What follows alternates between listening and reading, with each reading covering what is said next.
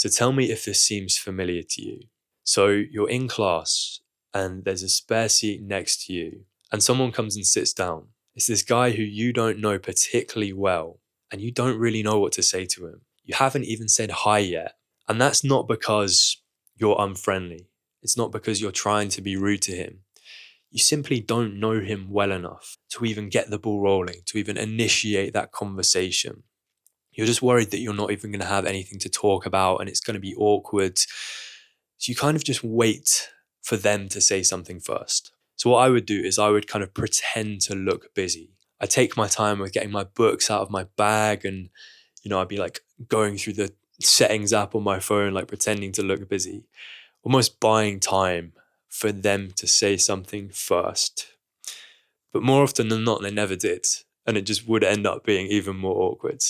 And as a more introverted kind of guy, as someone who this kind of thing doesn't come naturally to, always struggled with small talk, with how to handle those kinds of situations, like never knew how to get the ball rolling in the conversation. There is a real misconception when it comes to introverts, and that is that we're just bad at conversation in general, which I 100% disagree with. Because, when we're around people that we're comfortable with, friends and family, we're not super shy and reserved. We're really chatty. We can be super loud, super like confident and extroverted. Like in class, I was the super shy kid, never said anything. But after school on games with my friends, I was the loudest guy in the room by far. But what we struggle more with as introverts is bridging from that more awkward small talk phase where we don't really know what to talk about into those more deep conversations where there is that shared interest already there, where, we're having a fun conversation, we're flowing, because that is where introverts absolutely thrive. If it's a topic that you're genuinely interested in, you could probably talk about it forever. Like you're not going to be shy at all. We should look at small talk as a gateway to the more fun, interesting, deep conversations. It's just something we have to get through. So I'm going to teach you how to navigate small talk as an introvert. Specifically, I'm going to tell you the two biggest mistakes that I used to make when it came to my small talk and how you can fix them. So the first is to stop answering questions so literally. This is a massive mistake that I see people making. So let's talk about taxi rides. This might seem like an odd thing to talk about, but I'll get to the point. So I feel like introverted people, they hate taxi rides. And the reason for that is it's just small talk central. You're on your own in the car with this stranger, nothing else to do but wait out the rides or make small talk to the taxi driver. So it's an awkward position to be in if you don't have those like small talk skills. So I used to just sit there in silence most of the time. Like I'd ask the taxi driver how his day's been. He'd say good. He'd ask me the same question back and I'd just respond with, yeah, it was good. Now that was the biggest mistake I could have made in that situation. To reply with that one word answer, to not give any more detail in that conversation, to answer the question in its most literal form. And the reason for that is by responding in this way, I've shut down the conversation then and there. Like I've closed off all avenues, all potential directions we could take in this conversation. And I've made it awkward for myself. So this is what we're trying to avoid. What you want to do is make it easy for the other person. You want to make it easy for them to open up. And how do you do this? So you got to have the knowledge that most people feel the exact same way about small talk as you. No one particularly likes it. Most people find it kind of awkward. And most importantly, no one wants to go first. So what you've got to do is you've got to provide the detail in your answer. You've got to give them so much information that it becomes impossible for them to not take this conversation in another more interesting direction. So a technique that I've learned about recently is leaving breadcrumbs for the other person. Leaving this breadcrumb trail, or more like an information trail, for the other person to pick up on whenever you answer your questions. So we don't want to make this look too obvious, but what we're doing is we're sprinkling a lot of different topics, a lot of different directions for this conversation in our answer. We're like subtly including them in our answer. So last week I was in a taxi and the taxi driver asked me that question. He said, "How has your day been?" Instead of just giving some one word, blunt answer, I said, "Yeah, I'm pretty tired today, man. Work was good, but I've been working away for a couple of days this week, and yeah, I'm pretty tired out. Been working on this like really exciting new project, so like that's something good. And I'm also looking forward to I've got some time off at the end of the week, so I'm looking forward to that." So what I've done there is, again, that might be kind of a bad example, but doesn't have to be the most interesting thing in the world. I've sprinkled a bunch of different topics into my answer there. There are a bunch of different things that this guy could pick up on and take further if he wanted to. And it might seem like I just included too much information in that answer. Too much information is a good thing, because the more information that we can exchange with this taxi driver, the faster, the bigger the chance that we're going to find that common ground. We're going to find that shared interest. We're also giving them the option to explore the topic that they find most interesting. So out of those things that I mentioned, like me feeling tired, me working away, the new project and the time off at the end of the week, this taxi driver, he chose to pursue what I do for a job. So he started asking me loads of questions about my work. And that conversation naturally evolved from there. So I asked him questions back. I asked him about his line of work. And then we got onto the topic of his family. We started talking about the fucking video games that his kids play. See what I mean? It's like the conversation can start in one place, but now that we've gotten the ball rolling and we've like introduced lots of different topics, it naturally evolves into like a totally different topic. Like that's the beauty of it.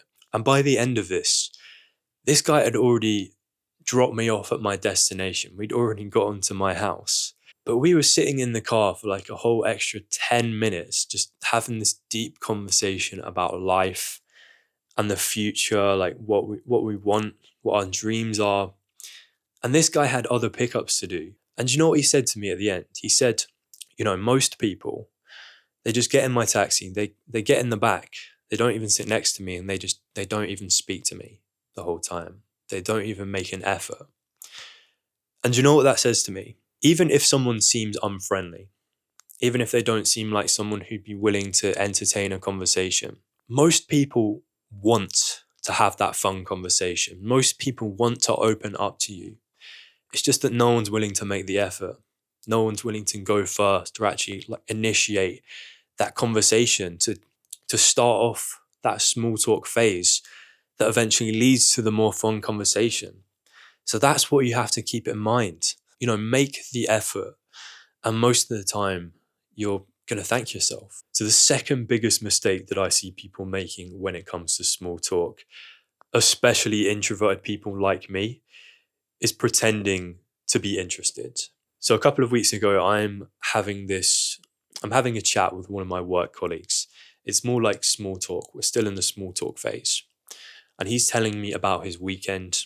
He played rugby with his team. He had a couple of matches. And we've all heard that advice of let the other person talk more in conversations. In order to be an interesting person, you first have to show interest in someone else. That's all advice we've heard. But as introverts, we often interpret that advice as kind of almost, we're trying to show interest in the other person even when we're not actually interested. And that was kind of the case for me. Like, nothing against anyone who plays rugby, but I find that this is potentially one of the most mundane conversations I've had in my life, and I have zero interest in rugby, find it extremely boring. But I'm trying to be polite at the same time. I don't want to make this guy feel like a waste of space. So my first instinct is to ask some questions to show that I am at least trying to be interested. So I'm asking, what position do you play? Like, what was the score of the games? Yawn. Just these like boring filler questions that I actually don't want to hear the answer to. And all of this is me trying not to come across as a rude person, like I might risk if I'm forcing a different topic of conversation, if I like try to change the conversation to something I'm more interested in. But in hindsight, by pretending to be interested, this is one of the worst mistakes I could have made in that situation. This is one of the worst things I could have done. because by doing that, I'm actually exposing myself to come across as even more rude, to actually come across as quite a fake and disingenuous person. And the reason for that is people are not as dumb as you think they are. Even if you're faking enthusiasm, even if you're like asking the right kind of questions, the right words are coming out of your mouth, they can tell if you're not properly engaged. There's always going to be a disconnect between what you say and your overall body language, your overall energy. Like with me, I have a terrible habit of, I might be asking like filler questions, that, like in theory, the right kind of questions. But if I'm really not engaged, I'll just start staring off into space, and there'll be like delays and pauses in between my answers. It's a dead giveaway. But even if you're trying to fake it, your body language and your energy is always going to be a bit more flat when you're not actually interested in. Because when you do have that passion for a subject, when you genuinely can't wait to get your next sentence out, that kind of enthusiasm cannot be faked. You can't just like turn it on and off. It's all dependent on that being like a really fun and interesting conversation. And yeah, people can tell the difference. Like, what is that saying? Like, over like 70% of communication is non-verbal. You'll be giving it out. You'll be giving out that disinterested energy, whether you can tell or not. And you actually risk hurting the other person's feelings way more than if you were to just change the conversation. Because, when I've been put in that situation, when I can tell the other person is blatantly disinterested, it makes me feel very small. It makes me feel like I'm not worthy of their time or attention. It's very unattractive. I don't want to be around that person because it feels like they're just tolerating me. I'm not going to devote any more time and energy to them. And we don't want it to be like that. If you're a good person, you don't want to put someone else through that. So in that situation, whilst it may seem rude, it actually might be mutually beneficial to change the topic to something you're more interested in talking about. But really, a much better solution is to just find something that you are genuinely interested in when it comes to that topic. To really rack your brain, like spend some time thinking about this. Like, what part of this topic that, it might seem kind of boring to you, it might seem kind of mundane, could appeal to you in some way? What drives your curiosity? What do you want to learn more about? Like, after thinking about this for a while and almost losing this guy because I'm asking such generic, boring, filler questions, I thought on the spot for a second. I was like, what do I actually want to know more about? So I asked this guy, what is the gnarliest injury you've ever seen someone get in rugby? And this guy loved that question. Like, this got him talking even more and more. And the best part was I actually wanted to find out about it. I did have that genuine enthusiasm to hear what he was saying. And if you're really feeling uninspired, if you can't think of any direction to take this conversation in, what you could do is, instead of focusing on the topic, try focusing on the individual. Find out what makes them so passionate about this particular topic. What makes them care so deeply? What is their perspective? And something you could try, which always worked very well for me, is, this is kind of funny. So say to the other person, I have no knowledge of this particular topic. I've never been that interested in it. Sell it to me. Why should I care about this as much as you? Like 90% of the time, this has worked for me. So it's like you're inviting the other person to really like sell it to you. It's like a fun challenge for them. Because if they care about this thing as much as they say they do, then they should be able to give you like a bunch of solid reasons why you should be interested in it. And it's kind of opened my mind about certain boring topics. Like, maybe there's like a new angle to them that I haven't seen before. And, it really just boosts the odds that we are going to arrive at this fun topic, or I will find something that I'm curious to hear more about. And that is ultimately what you've got to do. You've just got to keep following that curiosity, keep probing them with like questions that you want to hear more about, until you hit that fun topic that you're mutually interested in. Because I shouldn't have to explain this. The difference between faking interest in something and actually being interested in it on an energy level, on like a passion level, is massive. So take action on these two tips immediately if you can. leave breadcrumbs for the other person, make it easy as possible, give lots of detail in your answers, and importantly, never fake interest in what the other person is saying.